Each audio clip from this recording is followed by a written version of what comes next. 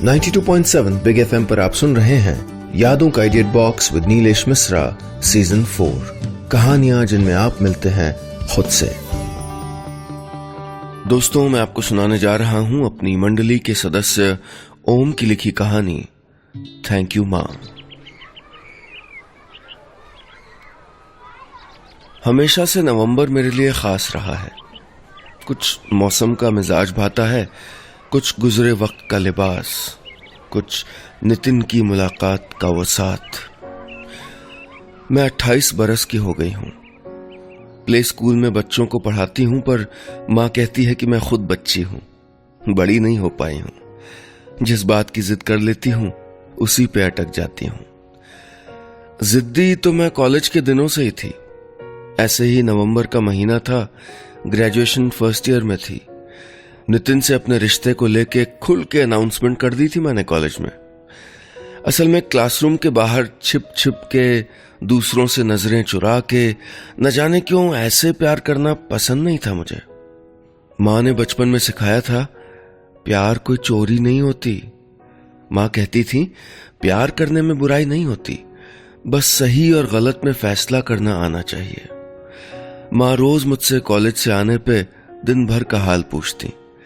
किसी सहेली की तरह मेरे दिल की हर बात से वाकिफ मेरी माँ को मुझसे पहले मालूम हो गया था कि मुझे नितिन पसंद है। मेरे माँ पापा दोनों को मुझ पे बहुत भरोसा था और मुझे नितिन पर। माँ पापा उससे मिलके खुश हुए थे और दीदी से तो उसकी मुझसे ज्यादा पटती थी। मैं जब उससे लड़ती तो माँ उसकी तरफदारी करते हुए मुझको डांटती। मैं कभी कभी जलती कि मेरे घर वाले उसे इतनी वैल्यू क्यों देते हैं, पर अकेले में खुश भी होती कि वो सबका चहेता था। मुझे नाज था उस पर। लेकिन 5 बरस का रिश्ता एक लम्हे में बिखर जाएगा, कभी सोचा नहीं था। उस एक लम्हे में, जिस लम्हे से मैं 3 बरस बाद भी नहीं उबर पाई थी। जैसे किसी की जिंदगी एक पल में कैद हो जाती है, वैसे ही मेरी जिंदगी उस पल में ठहर गई थी जब उसने ये खुद मान लिया कि उसने मुझे धोखा दिया है। कुछ महीने तो मैं उससे चीख चीख के लड़ती रही, फिर चीखें सिसकियों में बदल गईं। सिसकियां आंखों के कोरों से सूखे आंसुओं में, और सूखे आंसुओं को झूठी हंसी में तब्दील करने की कोशिश अब भी जारी है। मां कहती है, माफ कर दो उसे, जिंदगी किसी की बेवफाई से नहीं रुकती।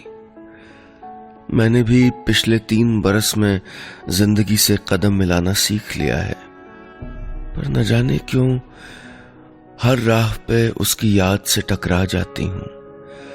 पर उसके लौटने की जो उम्मीद मैंने तकिए के नीचे सबसे छुपा कर रख ली थी, आज उसे घर आते वक्त मैं रास्ते में फेंक आई हूं। क्योंकि मां कहती है, जो अपना ना हो सके उसकी खातिर खुद को और अपनों को सजा नहीं देते। इसलिए मैंने भी जिंदगी में आगे बढ़ने का फैसला कर लिया है। 92.7 बिग एफएम पर आप सुन रहे हैं यादों का idiot box with Nilesh Mishra season 4। कहानियां जिनमें आप मिलते हैं खुद से। दोस्तों, मैं आपको सुना रहा हूं अपनी मंडली के सदस्य ओम की लिखी कहानी थैंक यू मां।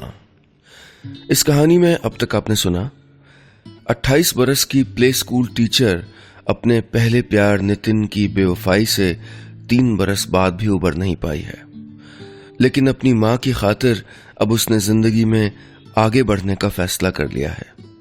अब आगे। अगली सुबह प्ले स्कूल जाने से पहले मैंने 3 बार झुमकी पहनी थी। फेवरेट ब्लू कलर के सलवार सूट के साथ मैचिंग बैंगल्स पहन के हल्की सी लाली भी लगाई थी।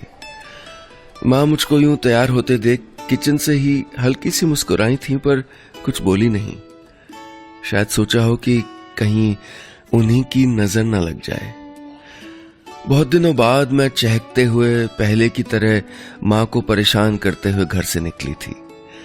माँ की आंखों में थोड़ी उम्मीद की चमक थी, थोड़ी प्यार की नमी। शाम को जब मैं आई तो मैंने खुद से खाना निकाल के खाया। बड़े दिनों बाद माँ के बनाए अचार की तारीफ की और शाम को मंदिर के लिए निकल गई।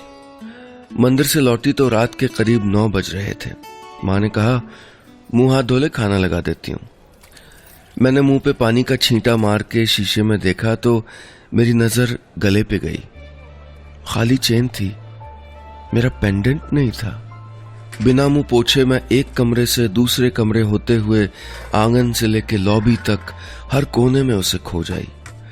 माँ ने 1-2 बार कहा, कोई बात नहीं, तू परेशान मत हो, मिल जाएगा अगर घर में होगा तो। मैं बोली, नहीं माँ, मैं उसे नहीं खो सकती। नितिन को तो मैंने पहले ही खो दिया, पर मैं उसकी आखिरी निशानी को खुद से दूर नहीं कर सकती। उसने मुझसे प्रॉमिस लिया था कि मैं इस पेंडेंट को हमेशा पहनूंगी।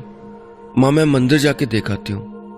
माँ मना करती रही और मैं स्कूटर से दोनों आंखों में आंसू लिए मंदिर की फूल वाली दुकान से लेके सीढ़ियों तक पागलों की तरह मोबाइल की लाइट में पेंडेंट तलाशती रही। मैं सिसक रही थी कि तभी मेरी नजर जमीन पे पड़े पेंडेंट पे पड़ी। मैंने पेंडेंट उठाया और वहीं कुछ पल फूट फूट के रोती रही। घर पहुंची तो माँ गेट पे ही खड़ी थी। मैंने पेंडेंट फिर पहन लिया था। माँ को देख के मैं टूट गई और लिपट के काफी देर रोती रही। माँ मुझे समझाते हुए बोली, तू रो मत, ये वक्त भी गुजर जाएगा, तू भी खुद को संभालना सीख जाएगी, बस खुद पे थोड़ा भरोसा रख। झूठी हंसी से जिंदगी नहीं कटती, इसलिए सच से दोस्ती कर ले बेटा। 92.7 बिग एफएम पर आप सुन रहे हैं यादों का idiot box with Nilesh Mishra season 4, कहानियां जिनमें आप मिलते हैं खुद से।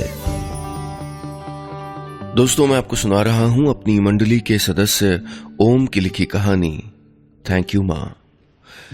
इस कहानी में अब तक आपने सुना, नितिन को हमेशा के लिए भुलाकर आगे बढ़ने का फैसला करने के बाद भी कहानी की नायिका नितिन का दिया हुआ पेंडेंट खो जाने पे बिलख उठती है और उसकी मां उसे झूठी हंसी के बजाय सच से दोस्ती करने को कहती है।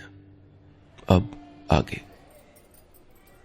कोशिश करके भूलना असल में याद करने की निशानी है। मैं पिछले 3 साल से लगातार उसे भूलने की कोशिश कर रही हूं। खोज खोज के उससे जुड़ी हर तस्वीर, हर निशानी को छुपाने की कोशिश करती हूं। असल में हर निशानी को छुपाने के बहाने ही उसको याद करती हूं। वरना सोचिए, न जाने कितने नंबर हमारी कॉन्टैक्ट लिस्ट में हमेशा रहते हैं। उनमें बहुत से ऐसे होते हैं जिनसे हम कभी बात नहीं करते, पर उन्हें हम डिलीट भी नहीं करते।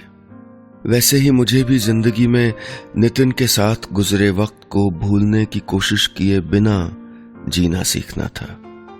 सच कहूं तो मैं ऐसा करना सीख भी रही हूं। पिछले 1 साल से रोज शाम को डॉक्टर के पास जाती हूं। मेरी अच्छी दोस्त हो गई है, वो साइकियाट्रिस्ट है। उससे बातें करके मन हल्का हो जाता है। शायद मेरे और नितिन के बीच की कुछ बातें सिर्फ उसको ही मालूम है। अच्छी दोस्त की तरह जब उससे मैं माँ को न बताने की बात कहते हुए दिल की बात बताती हूं तो वो मेरी बात रख लेती है। नितिन से कॉलेज में प्यार हुआ था। कॉलेज वाला प्यार तो समझते हैं ना, बेफिक्र बाहों में बाहें डाल के सपने बुनने की उम्र वाला प्यार। वो कहता था, क्या तुम हमेशा मुझसे इतना प्यार करोगी? मैं कहती, तुम हो ही इतने अच्छे कि मैं तुमसे जितना भी प्यार करूं मेरा प्यार कम ही रह जाता है। कमबख्त, मैंने कभी सोचा नहीं था कि मेरा प्यार सच में कम पड़ जाएगा। वो भी इतना कम पड़ जाएगा कि उसे किसी और के प्यार की जरूरत महसूस होने लगेगी। मेरी आंखों में फिर आंसू आ गए थे। मैं आंसू पोंछ रही थी तो डॉक्टर बोली, रो लो ना। न रोना भी अपने मन के घाव पे मरहम न लगाने जैसा है।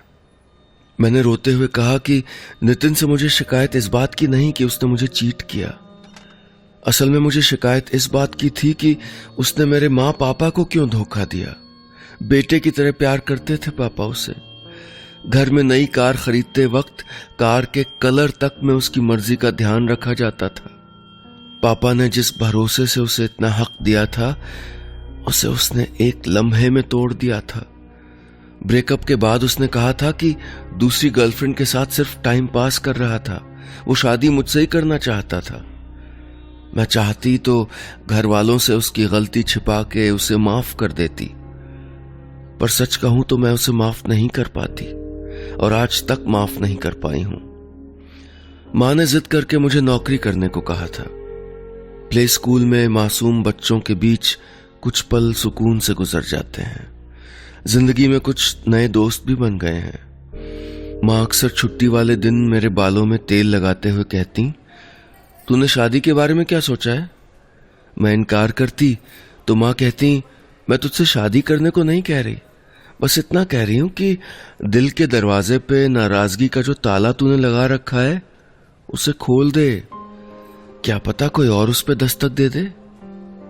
कई बार अकेले में सोचती कि मेरी माँ कितनी अच्छी हैं, जो मेरे प्यार के पहले फैसले के गलत साबित हो जाने के बाद भी मुझ पे अपना फैसला नहीं थोप रही, बल्कि मुझे फिर से जिंदगी में प्यार देने का हौसला दे रही हैं। मैं माँ को गले लगा के उन्हें हमेशा साथ देने के लिए शुक्रिया कहना चाहती थी, पर न जाने क्यों चुप रही। शायद जिंदगी को सही वक्त का इंतजार था। डॉक्टर भी कहने लगी कि तुमको करियर और शादी के बारे में सोचना चाहिए। मुझे भी नए दोस्तों के बीच एक दोस्त मिल गया था जो मुझे बहुत परेशान करता था। सच कहूं तो मुझे इतना इरिटेट करता था कि मैं उसके बारे में सोचती रहती थी। हर जगह मिल जाता था, इधर उधर की बातें करता था। सबसे मजेदार बात, उसका दिल भी मेरे दिल की तरह ही टूटा हुआ था और वो दर्द छुपाने के लिए ही हंसा करता था। एक रोज एक कॉमन फ्रेंड की बर्थडे पार्टी में एक प्लेट में जब वो 2 स्पून लेके मेरे बगल में आके खड़ा हुआ और बिना तकल्लुफ बोला, खाओ, अब ये मत कहना तुम जूठा नहीं खाती। मुझे उसकी बात पे हंसी आ गई और मैं उसकी प्लेट से खाने लगी। मुश्किल से 3 बाइट ही खाए होंगे कि अचानक से मुझे याद आया कि मैंने उसकी प्लेट से चावल खाए थे। करीब 4 साल बाद मैंने राइस खाया था। नितिन ने मेरी डाइटिंग के वक्त मुझसे प्रॉमिस लिया था कि मैं चावल नहीं खाऊंगी, और तब से जो प्रॉमिस मैं निभाती चली आ रही थी, एक पल में इस नए दोस्त ने मुझे उससे आजाद कर दिया था। मैं ख्यालों में खोई थी कि इतने में वो बोला, अरे डाइटिंग पे हो क्या, और खाओ। मैंने उसकी प्लेट में खाना खत्म किया और पार्टी से निकलते वक्त उसे कहा, थैंक यू, तुमने मुझे आज एक ऐसे प्रॉमिस से आजाद करा दिया जिससे मैं खुद को आजाद नहीं कर पा रही थी। 92.7 बिग एफएम पर आप सुन रहे हैं यादों का edit box with Nilesh Mishra season 4, कहानियां जिनमें आप मिलते हैं खुद से। दोस्तों, मैं आपको सुना रहा हूं अपनी मंडली के सदस्य ओम की लिखी कहानी थैंक यू मां। इस कहानी में अब तक आपने सुना, ब्रेकअप के बाद साइकाइट्रिस्ट से काउंसलिंग कराने और नए दोस्तों के बीच भी कहानी की नायिका अपने पुराने प्रेमी नितिन को नहीं भूल पाई थी, लेकिन एक नए दोस्त ने अनजाने में उसे नितिन के एक प्रॉमिस से आजाद करा दिया था। अब आगे।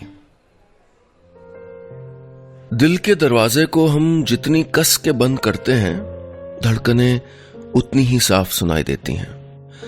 मेरी जिंदगी में भी कुछ बदल रहा था।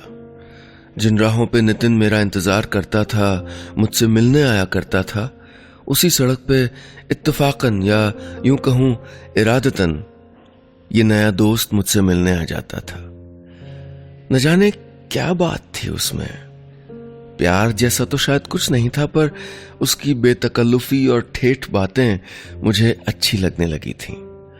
अक्सर स्कूल से छुट्टी के टाइम वो मिल जाता और कहता, अरे आज तुम फिर मिल गई। मैं उसकी झूठी बात पे मुस्कुरा के कहती, हाँ आज फिर मेरे स्कूल की छुट्टी रोजाना की तरह तय टाइम पे हो गई।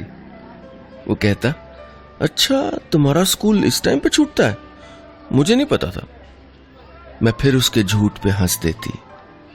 फिर कहता, तुम्हें आइसक्रीम पसंद है? मैं कहती, नहीं पसंद है तो? वो कहता, कोई नहीं, मुझे खिला देना, खुद मत खाना। मैं हंसी रोक नहीं पाती। उस दिन आइसक्रीम खाते वक्त मैंने कहा, तुम्हारे पास बहुत खाली टाइम है, रोज यही मंडराते रहते हो। वो बोला, बस समझ लो तुम्हारे अच्छे दिन खत्म होने वाले हैं, अगले हफ्ते वापस दिल्ली जा रहा हूं। उसकी इस बात पे न जाने क्यों मुझे हंसी नहीं आई। अगले दिन एक कलीग ने मुझे छेड़ते हुए पूछा, आज तुझे आइसक्रीम खिलाने वाला नहीं आया? मैंने जवाब दिया, वो मुझे आइसक्रीम नहीं खिला रहा था, मैंने उसे आइसक्रीम खिलाई थी। वो बोली, फिर तो वो बहुत खास होगा। मैं एक पल के लिए चुप हो गई, थोड़ा शर्मा गई थी। जाने से पहले उसने कॉमन फ्रेंड्स के लिए एक छोटी सी पार्टी रखी थी। पार्टी में वो बहुत खुश दिखने की कोशिश कर रहा था। मैंने उसे टोकते हुए कहा, ज्यादा मत हंसो, झूठी हंसी में दर्द छलक रहा है। वो बोला, क्या करूं, रो भी तो नहीं सकता। मैं खामोश रही, फिर वो सबके साथ मस्त हो गया। मुझे उसके जाने की तकलीफ हो रही थी, पर मैं कुछ कह नहीं सकी। घर पहुंच के मैं बिस्तर पे लेट के नींद का इंतजार कर रही थी, पर मेरी नींद तो जैसे वो अपने साथ ले जा रहा था। मैं बेचैन थी। तभी फोन पे एक मैसेज आया, सो गई क्या? मैं कुछ रिप्लाई करती, इससे पहले ही दूसरा मैसेज आ गया, सॉरी, पार्टी में तुमसे पूछे बिना कॉमन फ्रेंड से नंबर ले लिया तुम्हारा। वो मैसेज न जाने कितनी बार उस रात पढ़कर बड़े दिनों बाद मैं अकेले में शर्मा के थोड़ा सा हंसी थी। 92.7 बिग एफएम पर आप सुन रहे हैं यादों का edit box with Nilesh Mishra season 4, कहानियां जिनमें आप मिलते हैं खुद से। दोस्तों, मैं आपको सुना रहा हूं अपनी मंडली के सदस्य ओम की लिखी कहानी थैंक यू माँ। इस कहानी में अब तक आपने सुना, ब्रेकअप के बाद साइकाइट्रिस्ट की काउंसलिंग के बीच कहानी की नायिका का एक नया दोस्त उसकी जिंदगी में फिर से थोड़ा नयापन लाता है, लेकिन इस नए दोस्त को भी दिल्ली वापस जाना होता है। जाने के पहले अपना नंबर वो उसे मैसेज कर देता है। अब आगे। जिंदगी उतनी मुश्किल तब नहीं लगती जब हम धोखा खाते हैं। असल में जिंदगी सबसे ज्यादा मुश्किल तब लगती है जब हम धोखा खाने के बाद फिर से भरोसा करना सीख रहे होते हैं। मेरे लिए जिंदगी में फिर से किसी पे भरोसा करना आसान नहीं था। पिछले कई महीनों में फोन पे चैटिंग और बातों से मुझे इमोशनल सपोर्ट मिल गया था, लेकिन न जाने क्यों प्यार पर भरोसा करने से दिल घबरा रहा था। मैं उधेड़बुन में थी कि माँ बोली, किस सोच में डूबी हो? कुछ पल होठों पे हरारत नहीं हुई, पर माँ की आंखों का प्यार न जाने कहां से हिम्मत ले आया। मैंने माँ को सब कुछ बता दिया। माँ की आंखों में 2 आंसू थे, होठों पे मुस्कान। वो बोली, प्यार में भरोसा करने और प्यार निभाने के लिए सोचा नहीं करते बेटी। एक रिश्ते के मकाम न हासिल कर पाने से ताउम्र के लिए प्यार से मुंह नहीं फेरा करते। मुझे फख्र है कि मेरी बेटी में दोबारा प्यार करने की हिम्मत है।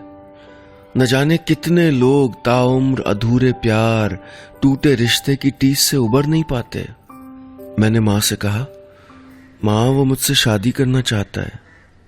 माँ ने पूछा, और तुम? मैंने हाँ में सर हिला दिया, क्योंकि गला भारी हो आया था। माँ ने मुझे कस के गले लगा लिया और कुछ देर हम दोनों रोते रहे।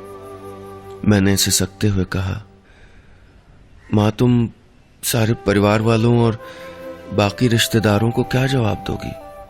सब नितिन के बारे में जानते हैं। माँ बोली, वही कहूंगी जो सच है। तुमने ईमानदारी से प्यार किया और उसने धोखा दिया। धोखा देने वालों के बारे में सच बोलने से क्या डरना। अगले कुछ महीनों में हमारे परिवार आपस में मिले और फिर शादी की तारीख तय हो गई। फिर नवंबर का महीना आ गया है और आज मेरी शादी है। माँ ने अपने हाथों से मेरा मंडप सजाया है। वो शादी की तैयारी में मशगूल है। अपने कमरे में आईने के सामने बैठ के मैं खुद को देखती रही और फिर नितिन के उस पेंडेंट को अपने हाथों से उतार कर खिड़की से बाहर फेंक दिया, जिसे पार्लर में मैंने उतारने से मना कर दिया था। यकीन मानिए मुझे तकलीफ नहीं हुई। शायद मैंने आज नितिन को चुनने की गलती के लिए खुद को माफ कर दिया है। थैंक यू माँ, तुमने मुझे प्यार करना और आगे बढ़ना दोनों सिखाया। बस इतनी सी थी ये कहानी। 92.7 बिग एफएम पर आप सुन रहे हैं यादों का edit box with Nilesh Mishra season 4। कहानियां जिनमें आप मिलते हैं खुद से।